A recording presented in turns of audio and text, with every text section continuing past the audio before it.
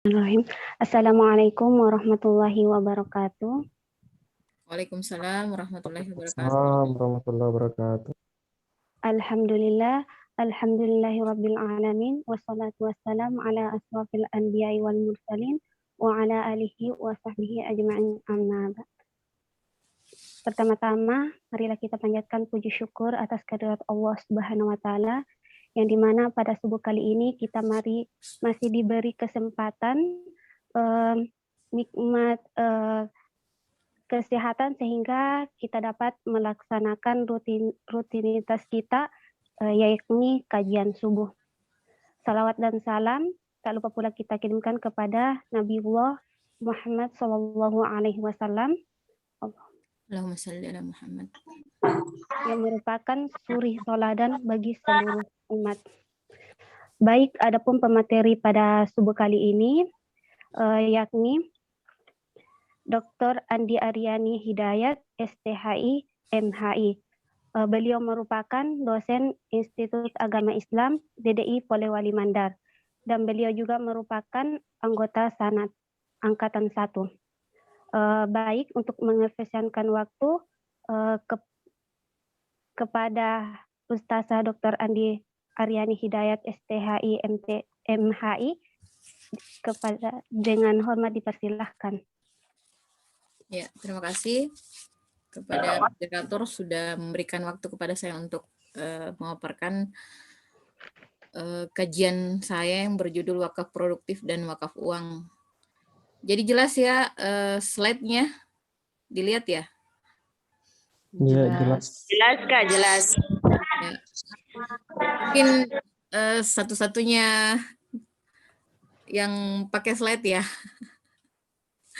Di sini soalnya saya ada mau tampilkan data-data wakaf yang di Indonesia, makanya saya sekalian buatkan slide. Dan juga ada beberapa gambar-gambar wakaf-wakaf produktif yang dijalankan di Indonesia. Jadi saya sekalian buatkan slide supaya kita bisa lihat sama-sama ya. Ya, karena partisipan sudah mulai lumayan banyak, kita mulai saja ya. Bismillahirrahmanirrahim. Assalamualaikum warahmatullahi wabarakatuh. Waalaikumsalam warahmatullahi wabarakatuh. Alhamdulillahi wa kafa, wassalatu wassalamu ala rasulihil mustafa, wa ala alihi wa man ihtada amma ba'd. Alhamdulillah, pada kesempatan kali ini kita akan melanjutkan kajian subuh kita yang selama ini kita jalankan, dan alhamdulillah sudah sampai di tanggal 5 bulan 5 ini. Jadi tanggal 5 bulan 5. Angka yang sangat unik dan cantik ya. Jadi pada kesempatan kali ini kita akan bahas mengenai wakaf produktif dan wakaf uang. Jadi kemarin sebenarnya sempat ada beberapa judul yang sempat ingin saya kaji pada kesempatan subuh ini, cuman Ustadz Ghaffar memberikan saran bagaimana kalau bahasnya wakaf saja, tentang wakaf tunai, karena dari beberapa kajian belum ada yang bahas. Kemarin sebenarnya saya mau bahas zakat fitrah, cuman katanya sudah di tahun lalu sudah dibahas ya. Oke, kita masuk, sebelum kita bahas mengenai pengelolaan wakaf, kita masuk dulu ke dalam pengertian wakaf. Jadi kata wakaf ini merupakan dari serapan dari bahasa Arab. Jadi wakaf, jadi di dalam bahasa Arab juga itu bahasanya dikatakan wakaf, yang artinya itu menahan. Jadi kata dasarnya itu menahan, berhenti, diam, itu menurut bahasa. Adapun menurut istilah, di sini saya ambil dari Sayyid Sabiq, di mana wakaf itu diartikan sebagai menahan zat atau asal benda dan menyedekahkan hasilnya. Jadi menahan benda dan menyedekahkan manfaat atau hasilnya di jalan Allah, fisabilillah. Nah, di Indonesia sendiri, menurut Undang-Undang Nomor 41 Tahun 2004 tentang wakaf, di sini diartikan bahwa wakaf itu merupakan perbuatan wakif untuk memisahkan atau menyerahkan sebagian harta benda miliknya untuk dimanfaatkan selamanya atau dalam jangka waktu tertentu sesuai dengan kepentingannya guna keperluan ibadah kesejahteraan umum menurut syariah, yaitu definisi menurut Undang-Undang 41 tahun 2004 tentang wakaf. Prinsip wakaf di sini ada dua prinsip wakaf ya. Yang pertama itu prinsip keabadian, yaitu ta'bid al-asl. Yang kedua itu prinsip kemanfaatan, tasbil al-manfaah. Jadi ada prinsip keabadiannya dan prinsip kemanfaatannya. Nah, ini sesuai dengan prinsip dari Nabi Muhammad SAW ketika memberikan arahan kepada Sayyidina Umar bin Khattab yang ingin mewakafkan tanahnya di Khaybar, kebunnya. Jadi beliau mengatakan bahwa ihbis aslaha wasabbit tamrataha atau wasaddaqah tamrataha. Jadi tahanlah asalnya atau pokoknya dan sedekahkan hasilnya. Jadi ini merupakan salah satu landasan mengapa ada bolehnya wakaf produktif. Dalam Al-Quran juga dalam surah Al-Imran ayat 92 dikatakan Allah Subhanahu wa taala berfirman, "Lan tanalul birra hatta tunfiqu mimma tuhibbun wa ma tunfiqu min syai'in fa innallaha bihi alim." Jadi kalian sekali-kali tidak akan menggapai kebaikan kecuali kalian mau menginfakkan harta benda yang kalian cintai. Jadi ini dalil dari wakaf itu sendiri. Jadi ada dalil dari Al-Quran dan ada juga dalil dari hadis Nabi. Dan sebenarnya ada juga dalam ijma ya, ijma kaum muslimin tentang masalah wakaf ini. Nah, wakaf ini terbagi 3 ya. Jadi ada jenis wakaf yang secara langsung dimanfaatkan. Ini seperti masjid, masjid dan kayak madrasah, pusat-pusat pendidikan ya, seperti yang paling terkenal di dunia seperti Al-Azhar ya. Jadi Al-Azhar itu salah satu wakaf yang berupa pendidikan. Ini bisa dikatakan wakaf langsung karena dia bentuknya itu pendidikan yang langsung bermanfaat untuk masyarakat. Nah, wakaf produktif yang kedua itu wakaf produktif. Ini wakaf yang berupa kegiatan usaha. Jadi dia tidak langsung dimanfaatkan secara langsung, namun secara produktif dan hasilnya itulah yang untuk kepentingan mauquf alaih. Ya nanti saya perlihatkan yang mana-mana itu yang namanya wakaf produktif, contoh-contohnya. Nah, ada juga kombinasi antara wakaf langsung dan wakaf produktif ini. Jadi ada kombinasi antara keduanya, yaitu dimanfaatkan secara langsung dan juga setelah itu hasilnya itu untuk kepentingan mauquf alaih. Jadi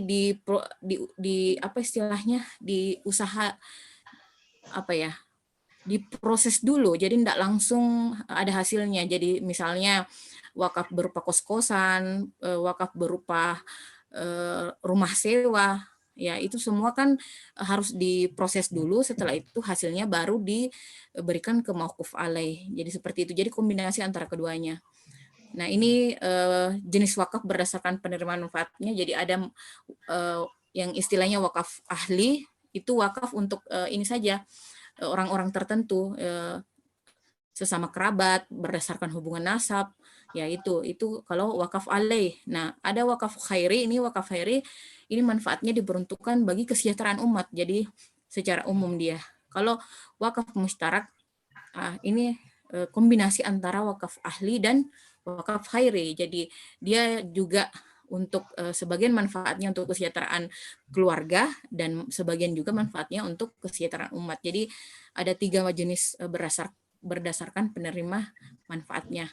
Nah, apa tujuannya sebenarnya dari wakaf produktif ini? Kita lebih lanjut masuk ke wakaf produktif. Tadi itu istilahnya intermezzo untuk masuk ke wakaf produktif ini. Jadi tentunya yang pertama untuk memaksimalkan potensi ekonomi harta benda wakaf.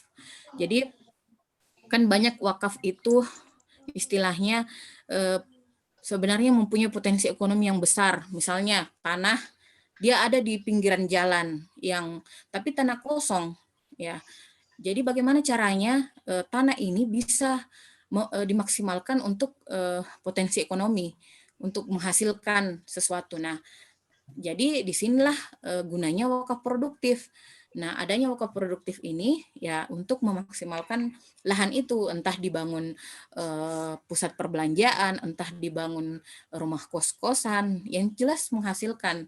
Nah, itulah kenapa diartikan tujuannya itu salah satunya itu untuk memaksimalkan potensi ekonomi. Nah, yang kedua itu memenuhi kebutuhan mauquf alaih. Jadi untuk memenuhi kebutuhannya. Jadi misalnya seperti pendidikan, pusat pendidikan seperti Al-Azhar misalnya. Ya bagaimana caranya di Al-Azhar ini seperti gurunya gaji guru, terus uang SPP mahasiswa, bagaimana caranya supaya gratis. Nah, ini makanya harus ada wakaf yang produktif supaya bisa memenuhi kebutuhan mauquf alaih. Jadi bisa digratiskan pendidikannya, itu semua dari hasil wakaf produktif itu. Apalagi membuka lapangan kerja, ya ini membuka lapangan kerja karena tentunya seperti pusat-pusat perbelanjaan apa kan itu membutuhkan karyawan, ya disitulah kenapa salah satu tujuannya itu untuk membuka lapangan kerja. Selanjutnya wakif mendapatkan pahala yang terus-menerus mengalir. Jadi wakaf ini merupakan salah satu amal jariah yang tidak terputus walaupun seorang itu sudah meninggal. Jadi itulah mengapa dikatakan wakaf itu pahalanya terus-menerus mengalir karena memang salah satu amal jariah ya yang tentunya pahalanya itu tidak akan terputus. Selanjutnya di sini saya paparkan wakaf produktif pada masa Rasulullah. Nah, di sini salah satu sahabatnya yang bernama Mukhairik itu terbunuh pada perang Uhud. Beliau berwasiat bahwa jika terbunuh dalam perang maka kebun kurma miliknya itu menjadi milik Rasulullah. Jadi beliau mewakafkan kebun kurmanya di saat beliau syahid di perang Uhud. Itu pada masa Rasulullah, ini pada masa sahabat. Jadi sahabat Khulafaur Rasyidin itu semua ada wakafnya. Jadi Abu Bakar, Umar, Utsman, Ali, Abu Talha bahkan. Jadi seperti itu. Jadi bisa dilihat di dalam slide ini ya. Nah, dinasti Umayyah juga di Andalusia. Nah, di sini ada juga wakafnya ya, berupa pendidikan, kesehatan, dan itu dibiayai dari hasil wakaf produktif. Bahkan non-Muslim juga berwakaf. Ya, jadi ada juga yang tertarik non-Muslim untuk berwakaf. Nah, di sini di Mesir yang terkenal yang dari tadi saya bahas mengenai bangunan Universitas Al-Azhar. Nah, yang sampai sekarang berdiri kokoh, yang hampir menggratiskan semua mahasiswanya, itu berdasarkan dari hasil wakaf produktifnya. Nah, ini peran wakaf dalam memajukan peradaban Islam, nanti bisa dibaca sendiri ya. Ini jejak wakaf di Aceh, di mana di sana itu dari dulu sebenarnya sudah ada wakaf produktif, walaupun mungkin belum dibahasakan bahwa ini namanya wakaf produktif, tapi sudah dilakukan oleh masyarakat di sana. Jadi ada istilahnya waqi'uh dan omong sarah. Jadi kalau waqi'uh itu dalam bentuk masjid, sekolah dan lain-lain, sedangkan omong sara itu berupa sawah ladang. Ya, inilah sawah ladang ini akan menghasilkan dan digunakan untuk membiayai operasional masjid dan pendidikan. Ya, jadi sebenarnya sudah dari dulu sudah ada yang melakukan ini, namun baru sekarang ya, baru akhir-akhir tak masuk abad 20 ini yang baru dibahasakan menjadi wakaf produktif. Nah, di masa modern kita kembali ke sekarang, ke masa sekarang. Tadi kita sudah bahas masa-masa wakaf produktif masa lalu. Nah, di masa sekarang bagaimana? Jadi wakaf produktif di Indonesia tentunya semakin berkembang dengan dibangunnya klinik, rumah sakit, pertokoan dan sebagainya. Apalagi setelah terbit UU Wakaf dan peraturan wakaf, di sini mulailah menambah beragamnya wakaf produktif. Jadi kalau dulu cuman rumah sakit, pendidikan, sekarang sudah ada bahkan hotel, ada bus, gedung perkantoran, lapangan futsal, pokoknya yang bisa menghasilkan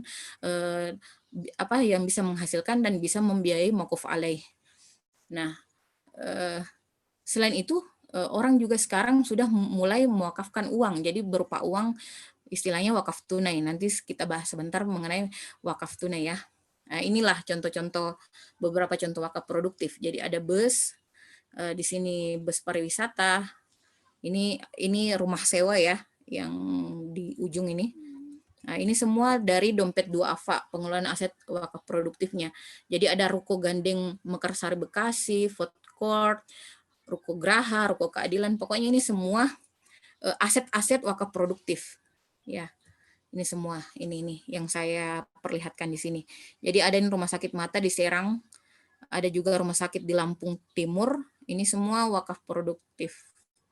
Wakaf yang tentunya harus dibiayai ya. Biaya itu ya tentunya dengan hasil dari wakaf produktif itu. Nah, di sini penerimaan dana wakaf. Jadi dari tahun ke tahun sampai tahun 2014 sampai 3,2 miliar. Dan totalnya semua ada 50 miliar. Ini dari 2014, ya belum sampai sekarang. Mungkin semakin tahunnya semakin akan bertambah. Nah, ini semua contoh-contoh wakaf ya, bisa dilihat. Nah, ini yang terakhir wakaf produktif Darut Tauhid. Ya, dari tahun 99, 2004, 2017. Ini contohnya semua. Jadi ada penginapan, ya, ada pusat perbelanjaan. Ya, kita masuk, setelah itu kita masuk ke masalah wakaf uang atau wakaf tunai. Orang biasa mengistilahkan dengan wakaf tunai. Jadi di sini ada perbedaan pendapat ulama, ada boleh, ada juga tidak boleh. Nah, oke. Jadi di sini, nah wakaf di masa Rasulullah, harta benda tidak bergerak, harta benda bergerak selain uang. Jadi ada juga selain uang seperti kuda, baju, dan besi. Nah, uang ini dikategorikan dinar dirham dan uang kertas. Tahan lama, tidak inflasi, sedangkan uang kertas itu tahan lama dan tentunya inflasi. Nah, ini bisa dilihat wakaf uang, wakaf tunai, uang alat tukar, tunai itu kontan. Wakaf. Jadi cash jadi wakaf uang, jadi bukan wakaf kontan ya. Ya, ini kita masuk ke pendapat ulama saja tentang hukum wakaf. Jadi di sini ada beberapa pendapat tentang masalah wakaf. Jadi ada dari mazhab Hanafi, mazhab Maliki. Mazhab Hanafi ini cenderung membolehkan untuk wakaf uang, asalkan hal itu sudah menjadi adat kebiasaan di kalangan masyarakat. Ya, seperti modal usaha dan keuntungannya disalurkan. Mazhab Maliki juga seperti itu. Jadi boleh berwakaf dengan dinar dan dirham. Ini pendapat dari kedua imam mazhab. Nah, lanjut mazhab Syafi'i cenderung tidak membolehkan ya. Jadi sesuai dengan hadis Nabi yang mengatakan tahan asalnya ya. Yang tadi saya paparkan di depan. Jadi beliau mengatakan bahwa tidak membolehkan wakaf berupa dinar dan dirham. Begitu juga mazhab Hambali. Jadi bisa dilihat di slide. Nah, jadi letak perbedaannya sebenarnya, jadi ulama yang melarang wakaf uang beralasan bahwa uang wakaf tidak digunakan atau dibayarkan itu menjadi lenyap atau hilang. Jadi menurut sesuai dengan hadis Rasulullah, tahanlah asalnya, pokoknya, dan sedekahkan hasilnya. Menurut yang tidak membolehkan bahwa itu bisa menghilangkan atau melenyapkan asalnya. Makanya tidak membolehkan adanya wakaf uang. Sedangkan ulama yang membolehkan wakaf uang ini beralasan bahwa maksud dari tahan pokoknya itu dapat diwujudkan pada wakaf uang dengan mempertahankan nilainya. Jadi istilahnya begini, modalnya itu tetap, yang dibagikan itu adalah hasilnya. Jadi bukan modalnya, jadi modalnya itu tetap, sementara yang dibagikan itu adalah hasil dari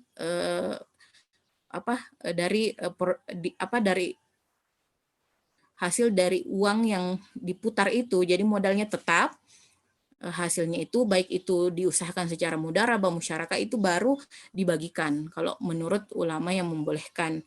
Jadi sementara zatnya bukan tujuan karena uang tidak ditentukan semata-mata bendanya. Jadi itu pendapat dari ulama yang membolehkan wakaf uang. MUI sendiri sesuai dengan fatwa MUI pada tanggal 28 tahun 1423 Hijriah itu memberikan fatwa bahwa uang hukumnya jawaz, jadi boleh dan hanya boleh disalurkan dan digunakan untuk hal-hal yang dibolehkan secara syar'i, serta nilai pokok wakaf uang tersebut harus dijamin kelestariannya, tidak boleh dijual, dihibahkan atau diwariskan. Jadi pokok uangnya itu misalnya kita mewakafkan uang 1 juta. Nah, uang 1 juta ini harus diusahakan atau diproduktifkan dengan seperti buat kos-kosan apa. Jadi asal uangnya itu tetap, hasilnya itu atau keuntungannya itulah yang dibagikan untuk mauquf alaih. Jadi seperti itu. Nah, ini wakaf uang menurut Majma' Al-Fiqh Al-Islam di Oman. Nah, ini semua pemaparan tentang bolehnya wakaf uang. Jadi tujuannya intinya adalah maslahah, untuk kemaslahatan, untuk membiayai operasional dari mauquf alaih. Jadi untuk bangunan tanah kosong begitu tanpa ada hasil. Nah, jadi harus diproduktifkan dengan adanya wakaf tunai ini. Jadi adanya wakaf tunai itulah nanti dibangun hal-hal yang bisa produktif, misalnya kos-kosan, pusat perbelanjaan, atau apapun itu, rumah sakit. Nah, itu untuk menghasilkan istilahnya bisa menjadi biaya operasional untuk mauquf alaih itu. Di sini bisa dilihat ya penggunaan wakaf uang dalam sejarah di peraturan undang-undang. Ini maksudnya banyak sekali peraturan undang-undangnya. Jadi bisa teman-teman baca sendiri pembahasannya. Ya, ini Lembaga Keuangan Syariah LKS ya yang menaungi yang menerima wakaf uang. Jadi kalau ada teman-teman yang ingin berwakaf uang, ya ini ada beberapa bank, ada 18 bank dari Bank Muamalah Indonesia, Syariah, BNI, DKI.